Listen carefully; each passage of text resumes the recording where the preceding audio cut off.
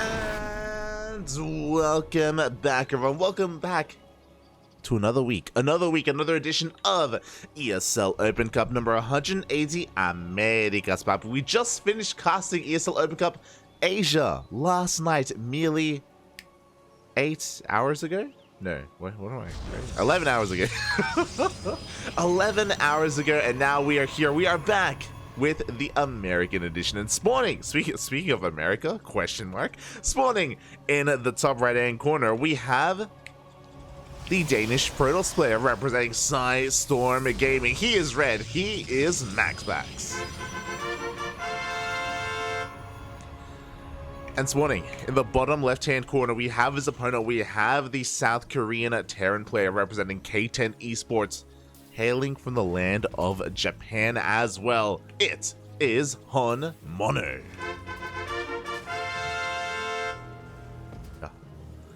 Good morning, everyone. It's great to be back here once again in the land of the Americas, ? But yeah, we did begin a little bit into this tournament. I believe the first round has already concluded and the matchups are well underway. !B in the chat if you want to look at the bracket yourself. We will go over it later on once we are done with this series. And we are jumping in mid-series as MaxPax is up 1-0 in this best of 3. But is HonMonO, mate. You cannot count him out.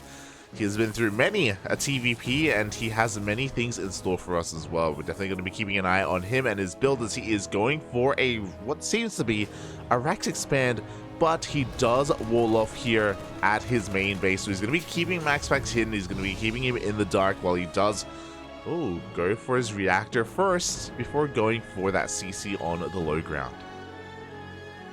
Probe goes down and HonMonO is able to get into his expansion. Meanwhile, just looking a little bit about the players that are going to be featured here today. We were talking about it yesterday in ESL Open Cup Asia, about how a lot of the Koreans are still in the middle of travel. They are still, a lot of them, in the air. Like, they just don't care. They're currently making their way back to Korea as we speak, and it takes a while. It does take a while to traverse the landscape, to travel around the world, and as a result, the majority of them are still not back at home. So players like Solar, Dark, Beyond, Maru, Hero, Classic, they are all still traveling, which means they are not here to compete in this tournament, just like they weren't here last night to compete in ESL Open Cup Asia as well. As a result, it is time for MaxPax to shine. There was someone saying it last night, like, yo, if everyone's still traveling, MaxPax, he's going to be there to clean up. Because he didn't, MaxPax, of course, did not travel to Sweden. He was not a part of DreamHack Young Shipping. He was not a part of ESL Masters Summer. So, clearly, he's here to clean up. This was the plan all along, Papi. You don't play in the big tournaments so you can clean up the weeklies. That's the plan. Ay. Yeah, as a result, of course, MaxPax is here. Of course, didn't have to worry about traveling. Likewise, the other player that is here, we have a couple of Europeans. We have Geralt, representing the Protoss. We have Clem, representing the Terran. And we'll see if anyone can stop Clem and MaxPax from meeting in the grand finals. They are the favorites for the entire tournament. But we have a couple of other amazing players sprinkled in between. Players like HonMonO, for example, who is going for a 3 racks. By the way, Stim is on the horizon, +1 as well. We are commencing Marauder production. A very interesting variation here of the 3 racks. Oh, no! But the Ineps makes it in. He gets a full scout. MaxPax does confirm the 2nd and 3rd racks. He knows, Bobby, he knows. A little bit of lapse in judgment there by HonMonO. He was unable to keep those adepts out of his own main base and in the dark. As a result, MaxPax is going to be getting ready for this. Immediately, he sends his first couple units across the map. Behind this, he was a Twilight Council opener. Blink into 3 gates, not 4 gates. Bear that in mind. So not hyper aggressive, but enough to have, enough to have a presence on the map. And the goal here for MaxPax is to slow this down. As the push moves out across the map, the Stalkers will be here to pick off some of those Marines. Marauders have just been confirmed as well. These Marauders are going to make things a little bit awkward. Never mind. We actually don't have Concussive Shell. Again, Stim and Combat Shields have been prioritized. Regardless, Marauders will make this awkward as, once again, the Adept does shade in. Once again gets confirmation. We have the Prism looking to threaten the main base as well. Blink is done. Bear that in mind. The army moves out and MaxPax moves in.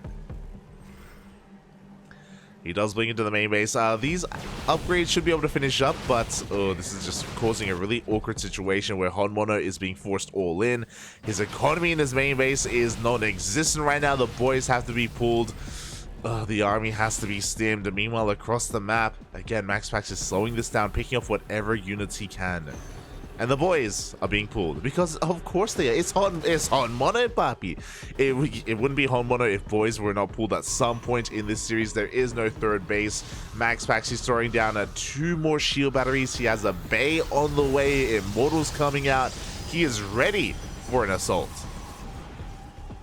And how do you break this? I don't think you do. I don't think you can. I mean, we stim on forward already. We have an overcharge available. Force fields do slow down the army of HonMonO. He's getting a couple of units here and there, but there is that overcharge, and with it, MaxPax, he can hold beautifully. He can hold for days. And HonMonO, is he gonna go back home to mine? Oh, he is.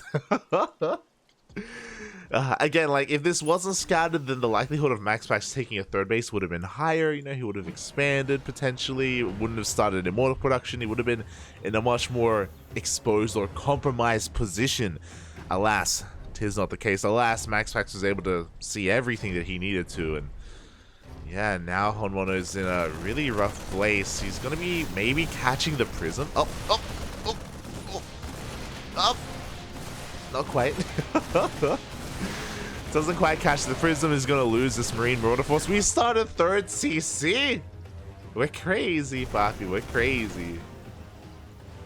We do catch the Observer back home, but HonMonO is going to try and do the impossible. He's going to try to macro out of an all-in without dealing any economic damage. That's the hardest part. Like, MaxPax, he's up in the economy. He's got his own third base on the way. The Stalkers are arriving as well, just flexing their presence here.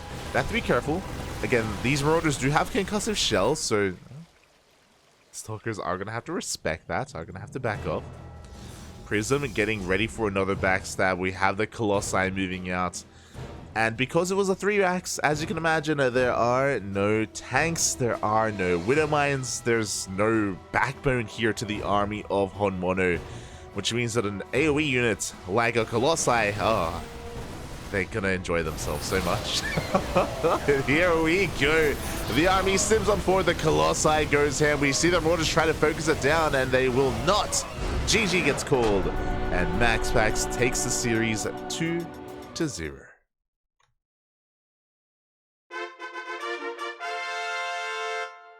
GG. Well played. Well played there to MaxPax in the end. Again, he's coming in here as the favorite, so it's more about his opponents being the underdogs, his opponents trying to slow him down in some way, shape, or form. Try and cause an upset, if you will. We'll see if they can. Oh.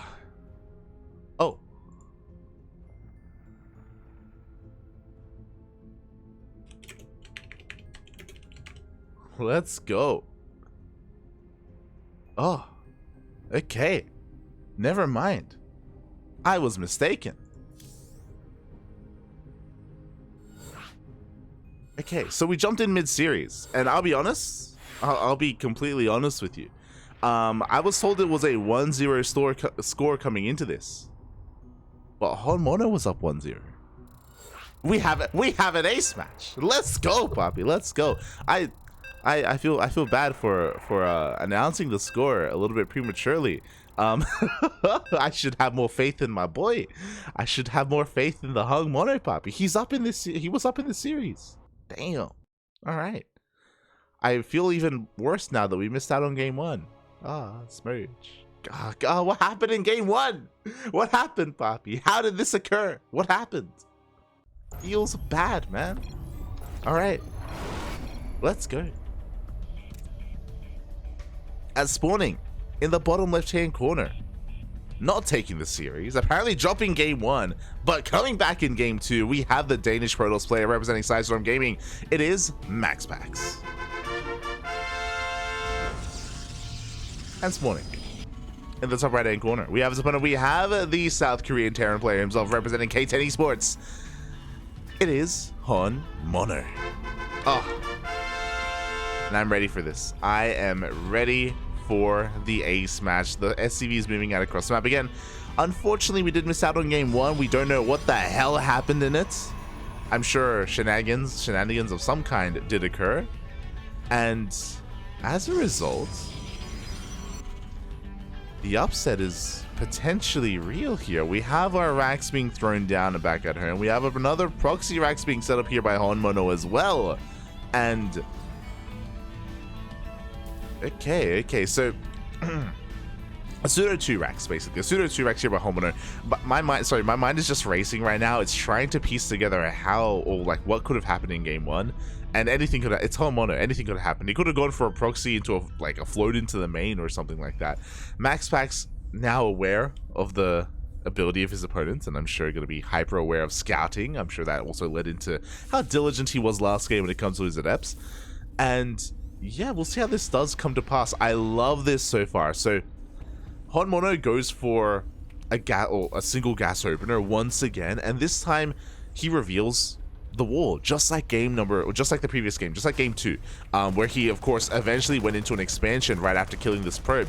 But we can see that there is no expansion. We can see that there's a second racks, and we are going for a proxy marauder. Okay, this is pretty old school. We haven't seen this in a couple of seasons. The last time I saw this was, or last time I really remember this happening was back in 2000 Atmospheres. So that's like a season ago, maybe 2. So it's been a while. It has been a while, but I'm ready for it. So the goal here, you make a handful of marauders, you push out. With concussive shell, you can shut down any kind of gateway-based units. You can shut down the shield battery as well, and you can snowball out of control, especially if your opponent is being a little bit too greedy. Especially if they are caught unawares. Here we go. A couple of boys are being pulled. Marines are on the way. We're already moving out with the first marauder, so we are hitting very quickly with this. Usually we do like bank up like 2 marauders, but to be fair, this proxy is pretty far out of the way.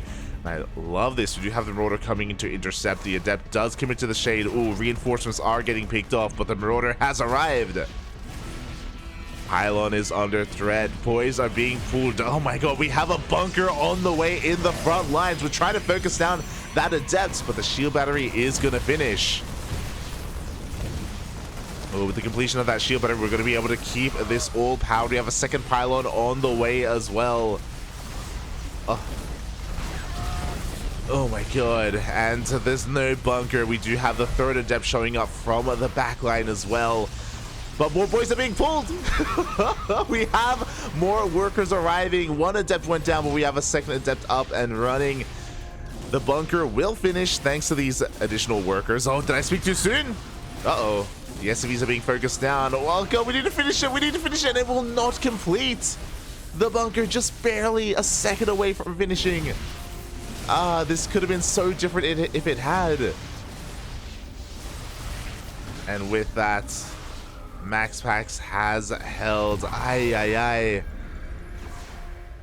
one more second. The bunker just needed a little bit more time, and it would have finished. And then the bunkers would have been safe and sound inside. The marauders would have been safe and sound inside the bunker. Would have been able to focus down those adepts, the pylons as well. From here, though, things are taking a turn for the worst. Now suddenly this was a really big investment. So you can see here in the resources lost tab, we killed a handful of probes, sure, but we lost 4 marauders. 4 marauders for 2 adepts, which is not a good trade. It was a really rough showing there from those marauders, and now we can see HonMonO's on the back foot. He's going to try and transition. We have Stim on the way. The Oracle is trying to look for that proxy racks, and we're throwing down our CC at the natural. Not like this, Papi, not like this.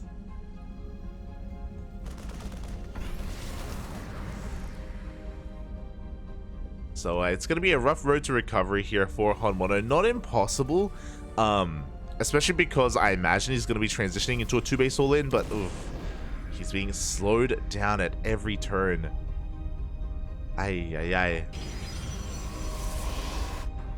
But yeah, I can't imagine HonMonO is going to try and take a third from here once he gets his natural saturated. For example, we can see MaxPax just threatening the bases here of his opponent. Oh, does look to dip on in, but Cyclone has arrived. I believe there's a mine already burrowed as well. Yes, there is a mine covering that mineral line as well. Oh. And HonMonO's, yeah, he's going to be looking to try and turtle up from here. Meanwhile, his opponents can do whatever they want, to be honest. MaxPax, he can take a third base if he so chose to, but no, he's going to throw down a couple additional gateways, so 3 gates in total. He's already got a bay on the way to start Colossi production. And he's already moving out as well with a pretty haphazard army. We've got 2 Void Rays, an Immortal, a handful of gateway units, but it's enough to really threaten the Terran player at this point. Tank is not quite sieged either. MaxPax, he smells weakness. He does dive on forward, but we have a stim. And with that, we're going to be able to jump on top of this army. And, oh god, did MaxPax overextend? Looks like he has. Void Ray goes down. The Immortal goes down as well. I was really not gonna lie, I was really confused with the army that was moving out for MaxPax. It did feel like, I mean, it felt like maybe we could contain the army of HonMonO, but pushing into the natural was far too ambitious. MaxPax was not expecting Stim to already be done. And as a result, he loses almost everything. And now suddenly things are looking okay for the Terran. Look at this. The Immortal went down. Void Ray. More Adepts. The Stalker as well. Now, MaxPax does see everything. He does have an observer over the natural, so he will be able to spot any kind of move out. Behind this, he is taking a third base. He's commencing Colossi production. Working on Phoenixes as well as we speak. Scan did take down the observer, but we have an Oracle to tag the army. Ooh, and as the army gets tagged, boys are being pulled. HonMonO is going for the second wave. And what do we have at home to defend? We have a shield battery, we have an overcharge, 1 Colossi. We're soon to have a second Colossi, and we have that Void Ray as well. Is it going to be enough? A lot of this is going to depend on the tank positioning. If the tanks are able to get in position, if they're able to get into a good enough location here to lay siege upon the army, then they can make this work. But how comes that second Colossi? More workers are pulled. We can definitely isolate the army away from the third and take down the third base, but I don't know if we can ever break the natural. Oh, we can see charge on the way. Once charge finishes up, we're going to be looking to break the tank line. And before that even happens, here we go. The tanks, they do unsiege. Delts move on forward as well. The turret does finish up here to protect these tanks, but so many Marines have gone down. Oh my god. They get annihilated from even the friendly fire as well. And with the death of the Marines, that is going to be the death of this push. GG gets called, and MaxPax will take the series 2-1. This time, I'm sure about that. This time, I'm certain. GG, well played. Again, I feel so bad for announcing it earlier before, but congratulations to MaxPax as he takes the series. Did bleed, obviously. Did struggle a little bit against HonMonO in Game 1. And even here in Game 3, we saw that things could have turned out very differently for HonMonO. There was a lot of potential there available for him. Oh boy. As we are going to be jumping into our next series. Ooh.